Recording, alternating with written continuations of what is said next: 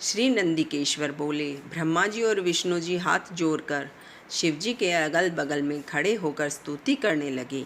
इससे शिव जी प्रसन्न होकर उनसे बोले, तुमने आज महान दिन पर मेरी पूजा की है।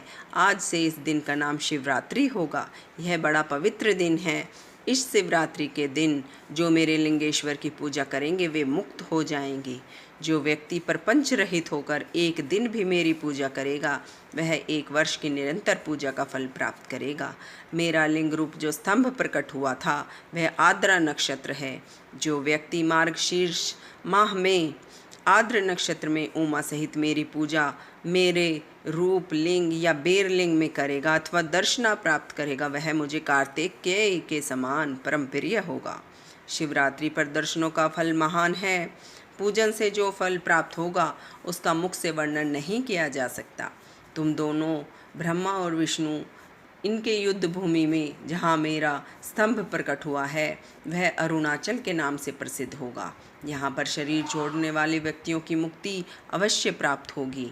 जो व्यक्ति मुझ पर परमेश्वर की लिंगेश्वर रूप में पूजा करेंगे उन्हें चारों प्रकार की मुक्ति प्राप्त होगी।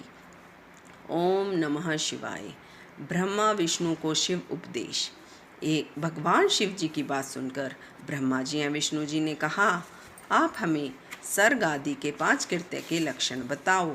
शिव जी ने बताया, सृष्टि, स्थिति, अहंकार, तिरोभाव और अनुग्रह में मेरे 5 प्रकार के कर्म संसार में नित्य सिद्ध हैं।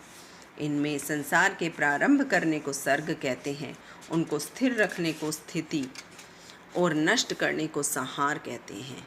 इधर उधर बदलने के तिरोभाव और संसार से मुक्ति को अनुग्रह कहते हैं। इस प्रकार ये मेरे 5 कृत्य हैं।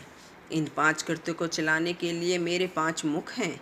4 दिशाओं में 4 मुख और मध्य में 5वां मुख स्थित है, जिसे केवल विद्वान व्यक्ति ही जानते हैं। 5वें कृत्य अनुग्रह को कोई भी नहीं पा सकता है। तुम भी उस कर्म को भूल गए हो। तुम में मूढ़ता आ गई थी। अब यदि तुम चाहो तो मेरा ओंकार नाम का मंत्र का जाप करो। इससे तुम्हारे अंदर का अभिमान नष्ट हो जाएगा। तब भगवान शिव जी ने ब्रह्मा जी व विष्णु जी को उत्तर की ओर मुँह करके ओंकार का उपदेश दिया। तब ब्रह्मा जी व विष्णु जी ने नमस्कार करके उनकी स्तुति इस प्रकार की, हे सर्वेश्वर, आपको नमस्कार है। हे संसार का निर्माण करने वाले 5 मुख वाले, आपको हमारा प्रणाम है। गुरुदेव, भगवान शिव ने प्रसन्न होकर कहा, तुम्हें मैंने सभी तत्वों का वर्णन करके मंत्र भी बतला दिया है। इसका जप करके तुम मुझे प्रत्यक्ष जान सकोगे। यह मंत्र भाग्य विदायक और ज्ञान देने वाला है। इससे मेरे पद की प्राप्ति होगी। इस प्रकार उपदेश देकर शिव जी वहाँ से अंतर्ध्यान हो गए। ओम नमः शिवाय।